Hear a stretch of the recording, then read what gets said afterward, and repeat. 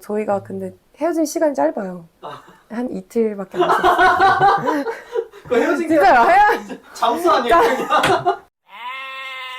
음. 이번에 헤어진 각각 어떤 일들이 있었는지 또 어떻게 다시 네. 만나셨는지. 네. 네. 첫 번째 헤어짐은 오빠 그 미국 여행 갔다 오고 나서 제가 기대를 했었던 것 같아요. 뭘 원하는지. 오빠가 이제 어디 출장 다녀왔는데 제가 뭘 사달라고 했는데 오빠가 진짜 조금 뭔가 이렇게 조금만 사오고 제가 쌓여있던 연락 두절인가 뭔가 이렇게 쌓여있던 그런 감정 플러스 오빠가 출장 다녀왔는데 그 제가 초콜릿을 좋아하거든요. 근데 진짜 M&M 초콜릿 미국이었던 것 같아요. M&M 초콜릿을 사오고 그 키링을 사왔는데 그러니까 저는 오빠의 성향을 모르니까 이 초콜릿이 마치 편의점에서 급하게 사온 느낌처럼 느껴져서 나보다 오빠는 가족이 먼저고 오빠 거 먼저인가 그 상처가 올라오는 거죠. 괜히 두렵고 그래서 나는 이 정도밖에 안 되나? 그러니까 이렇게 첫 선물이잖아요, 여자친구한테. 그러면 이제 조금 더 초콜릿 한 개, 두 개가 아니라 여러 개 이렇게 저는 이렇게 제 친구들 주변 친구들의 남자친구 분들이 조금 이렇게 과격하게 하시는 스타일들이셔서 그거에 익숙했나 봐요. 그러니까 그걸 기대했는데 딱 이렇게 오니까 오빠의 마음을 보기보단 그 두려움이 먼저 올라왔던 것 같아요. 그래서 나는 그거 겪기 싫다. 왜냐면 오빠 전에 만났던 분이 조금 저한테 상처를 많이 줘서 애초부터 그 고통을 겪지 않으려면 그냥 끝내야 되겠다 해서 오빠한테도 고통 안 주고 나도 고통 서로 상처 안 받고 그냥 깔끔하게 이렇게 저는 그게 똑똑한 줄 알았어요. 오빠 헤어지자 했는데 저희가 근데 헤어진 시간이 짧아요. 한 이틀밖에 안 됐어요.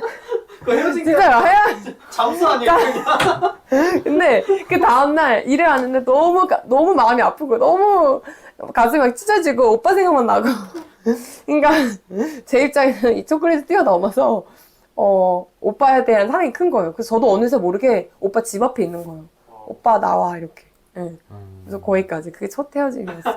그때가 네, 사귀고 처음 만나고 얼마 네. 그랬죠? 오빠가 사귀자마자 미국 가서 한 달, 2달 이내였어요. 2달이나 3달쯤 있을 거예요. 네. 어째서 M&M 네. 사실 그게 평범한 M&M이 아니었어요. 오. 네. 그게 그때 그 시즌에만 나오는 되게 특수 M&M이었거든요. M&M도 일반 그 저희가 생각하는 검은색, 파란색 이거 말고 되게 특수하게 나오는 게 있어요. 그 시즌마다. 그래가지고 그거였거든요. 그래서 그걸 사실 찾는데 좀 걸렸어요, 시간이. 특수한 걸 찾으려고 오히려 일반 걸 다 제끼고 그냥 특수한 걸 나름 이렇게 준비하고 키링도 그게 평범한 키링은 아니었어요. 그게 제가 기억나기로는 그때 공항에서 샀던 것 같은데 나름의 기념품이 될 만한 키링이었거든요. 사실 저는 그걸 가져가지도 않았어요. 저는 그걸 제 거에 사놓지 않았고 아내를 생각하고 따로 샀었는데 저는 그게 헤어질 줄 몰랐어요. 근데 그렇죠. 네, 저도 그거 잠깐 그때는 잠수? 네, 잠수 정도라고는 생각했던 것 같아요. 그때는. 근데 오빠가 표현을 지금보다 그때 더 못했어요. 그러니까 지금 표현을 잘해요. 근데 그때는 그냥 딱 선물 딱 주고 선생님 생각났어 약간 이거 보통 M&M 아니야 이렇게만 얘기하면 고마워 하는데 오빠의 그 뒤에 생각들을 모르잖아요. 그렇죠. 노력했고 찾고 다니고 다 제끼고 다 고민 난 너가 너무 소중해 너무 사랑스러워 이렇게 말을 하면 녹는데 그게 싹도 없고 저는 제 입장에서 그러니까 모르는 거죠. 그러니까 이래서 말의 표현이 그래서 헤어졌어요. 그러니까 그 말 표현들의 부딪힘이 안 맞아서 쌓였던 게 그때가 딱 그 계기였던 거죠.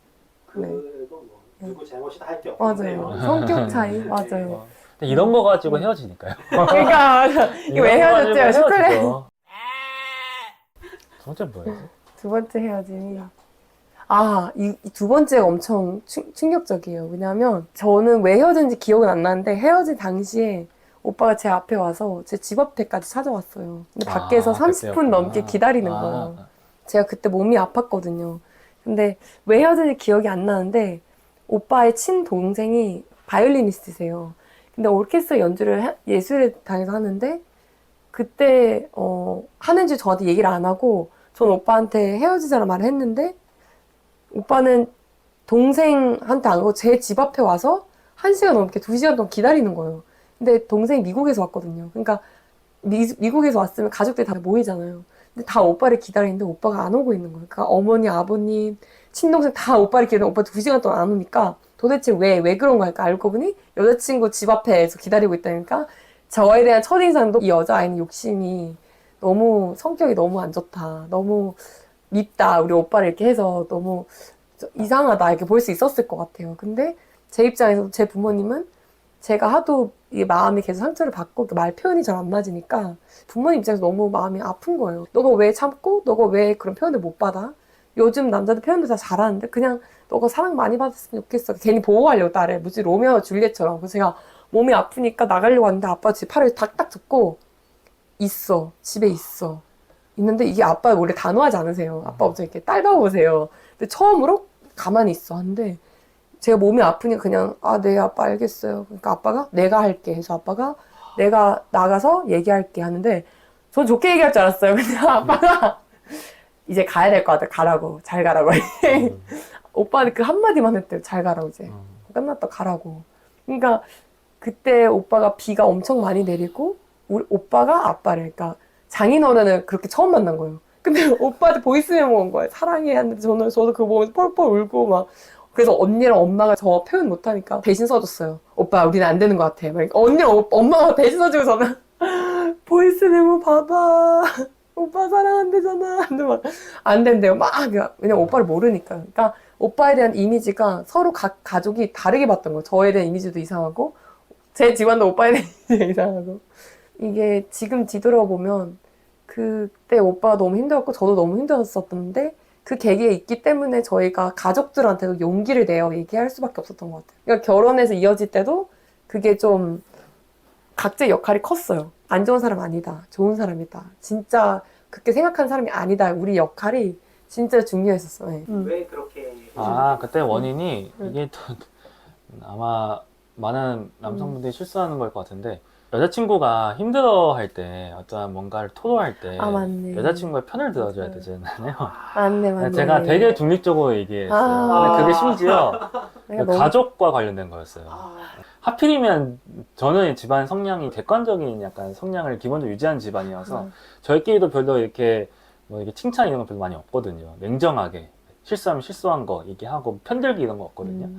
그대로 이제 아내한테 했고 이제 아내는 그거 가지고 약간 당연히 상처받았고 그걸 이제 그 가족한테 얘기했더니 가족들도 뭐야 이런 남자가 다 있어 하고 야 안 되겠다 걔는 그러면서 가족들도 이제 같이 그 남자는 아닌 것 같다 라고 해가지고 정리를 당하는 네, 그런 때였죠. 어떻게 결혼하셨어요? 네.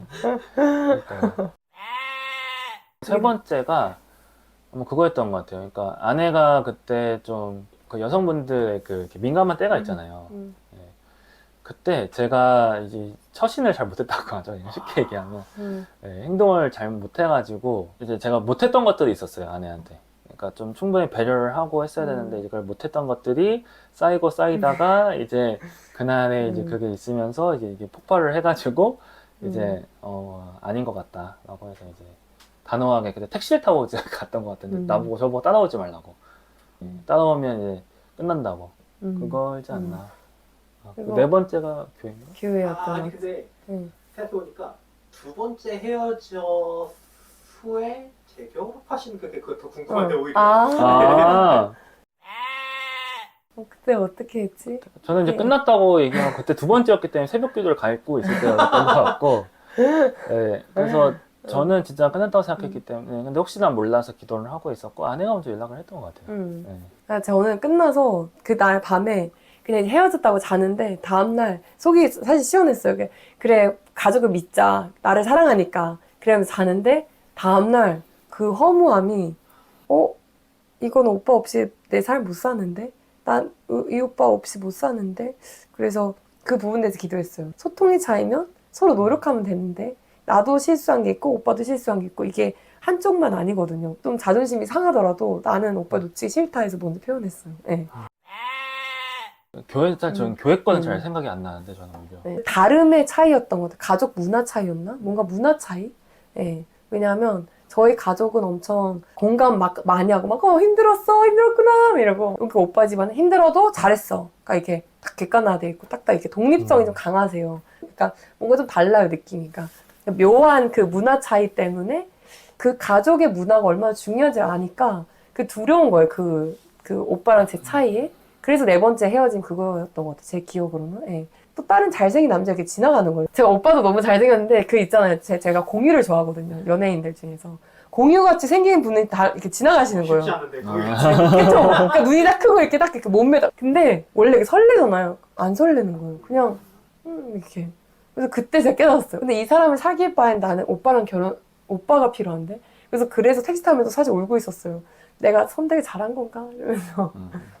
제 비하인드 스토리는 그거예요. 네. 그 약혼까지 가셨다가 네. 위기를 겪은 게 5번째가 알더라고요. 맞아요. 뭐 그건- 그렇죠. 네, 결혼을 못할 뻔했던 그 에피소드는 5번째. 네. 저희가 집안 문화가 너무 다르잖아요. 그래가지고 어머니랑 아내랑 이렇게 같이 시간 보낼 그게 기회들이 몇 번 있었는데 이제 그 과정 가운데서 이제 커뮤니케이션이 당연히 안 됐죠. 문화 차이도 있고 하니까. 그 쌓여와 있던 것들이 임계점에 다다르면서 첫 번째 약간 다툼이 있었어요. 다툼이 있었는데 그거는 어떻게 어머니께 사과도 하고 해서 이제 지나갔는데 이제 그 다음에 어떤 소통을 하는 과정에서 그 차이가 이제 소위 말하면 폭발했죠. 이제 아내도 그때 너무 힘들었던 것 같아요. 아내가 너무 힘들었어가지고 그때 어머니한테 좀 이렇게 되게 강하게 그때 힘든 때였기 때문에 아마 아내도 그렇게 얘기를 했을 거라고 생각을 하고 이제 아내도 오빠 어머니 때문에 결혼 못할 것 같다 라고 하고 이제 우린 끝났어 결혼 못해 뭐 이러면서 그냥 갔죠. 그냥 그때 결혼식을 한 두 달? 한두 달 남겨놓고 있던 상태였는데 이제 그렇게 됐었죠. 그러니까 그게 남자들 역할이 중요한 것 같아요. 왜냐면 여자들은 우리 가족은 이래 막 얘기를 하잖아요. 근데 남자들은 자기 가족 돼서 얘기를 안 하면 여자들 입장에서는 여기 가족 문화가 어떠지? 모르는 거예요. 완전 백지예요. 근데 오빠도 저한테 표현을 많이 안 했었어요. 제가 파악을 해야 되는데 하필 파악하는 과정 가운데서 어머니와 같이 꽃을 고르고 그러니까 웨딩 플래닝을 같이 했어요. 원래 남편과 같이 하는 것을 어머니가 같이 했어요. 꽃이랑 그 음식하는 부분에서. 왜냐면 어머님이 호텔 매니저셨거든요. 그러니까 이런 꽃이랑 이런 걸 잘 하시는데 근데 문제가 그때 딱 그 예민한 시기잖아요. 그러니까 선택해야 되는 과정 가운데서 이제 어머님이 이제 객관하고 딱딱딱 하시는 과정 가운데서 말씀하시는 과정 가운데 저는 좀 날카롭게 들리고 그리고 또 이제 가족 문화를 모르는데 어머님은 이제 조금 가족에 대한 자부심도 강하세요. 우리 가족은 정말 열심히 살았고 이런 자부심이 있어요. 그걸 자연스럽게 말씀하신 과정 가운데서 저한테는 자랑처럼 이렇게 들린 거예요. 지금 난 내 꽃을 고르러 왔는데 왜 가족 얘기를 하시지? 나 지금 내 꽃 골라야 되는데. 그리고 어머님의 소통의 차이가 표현의 차이가 제가 한국어를 못한다는 말씀 이제 하시는데 저는 한국 대학 나왔고 나는 잘해요 어머니까 어머니께 인정받고 싶었죠. 근데 어머니 입장에서는 얘가 잘 못하니까 좀 잘 돌봐주세요 이 마음이었는데 말 표현이 이제 그렇게 나오다 보니 저랑 오해가 계속 쌓이는 거예요. 친정 얘기도 이제 얘기하다가 그런 부분에서 어머니도 이제 도와주시려고 이렇게 하는 거 어때? 하는데 저는 지적점 들리고 왜 이렇게 나를 평가하시지? 왜 우리 가족을 평가하시지? 우리 엄마 아빠 만나보신 적 없으신데 어머님은 이렇게 하면 좋지 않을까 그러니까 도와주시려는 그런 성격이시다 보니까 제가 겁이 나는 거예요. 내가 어떻게 이런 분과 살지? 근데 극복한 순간이 어떻게 됐냐면요. 오빠를 사랑하니까 그렇게 됐어요. 네. 오빠에 대한 사랑? 네. 오빠를 사랑하니까 그 사랑 때문에 그게 4번 헤어졌잖아요. 그걸 다 겪었잖아요. 근데 오빠가 속이 깊어요. 그러니까 대화를 이렇게 툭툭 뱉어도 속은 깊어요. 그걸 제가 여러 번 겪었잖아요. 사실 제가 어머니께 파혼하자고 저 어머니께 카톡 보내드렸었거든요. 결혼 못할 것 같습니다. 이렇게. 그러니까 어머니 얼마나 저에 대한 이렇게 섭섭한가. 시누이 언니랑 동생이 화를 내셨거든요. 어떻게 우리 엄마한테 그렇게 할 수 있냐. 그러니까 저도 두려웠는데 결국 오빠 생각하고 하나님 생각하고 그래서 결국 어머니 앞에 무릎 꿇고 그냥 죄송하다 했어요. 네. 근데 어머니도 그 무릎 꿇은 모습을 보시고 어머니도 마음 녹으시고 저희 둘이 끌안고 막 울고 그 다음에 오리고기 먹으러 가고 그 힘든 과정 이렇게 통과했구나 이렇게 됐어요. 네. 그래서 네, 그 비법은 두려울 때 무서울 때 무서움에 묵상하지 말고 하나님께 도와달라고 기도하고 오빠와의 그 좋은 추억 내가 이 사람과 왜 좋아했지? 그때를 기억해야 돼요. 그걸 붙들고 나가는 거예요. 예. 그리고 기도하다 약속을 받았으면 그 약속을 붙들고 예. 무서워서 결혼 못하는 거는 그거는 충분히 할 수 있다고 용기를 주고 싶어요. 조언을 주고 싶고 그리고 플러스 남자들 역할이 진짜 중요해요. 남자들이 그 시어머니와 며느리 사이에서 어머니께 칭찬을 많이 해야 돼요. 난 원래 못해 성격이 아니에요. 노력해야 돼요. 와이프를 위해서라도. 네, 그래야 서로 여자들끼리 그 오해가 없어요. 네, 왜냐면 그 묘한 여자들만의 그 이상한 그 긴장감이 있거든. 그 긴장을 풀어주려면 아들이 풀어주죠. 엄마의 마음을. 누가 풀어줘요. 이 영상이 재미있으셨다면 좋아요와 구독, 그리고 알림 설정 부탁드립니다. 사람을 전하는 히어로, 히어로, 러브 러브 히어로였습니다. 히어로였습니다. 감사합니다. 감사합니다. 연습 한 번 더 해야 될 것 같아요.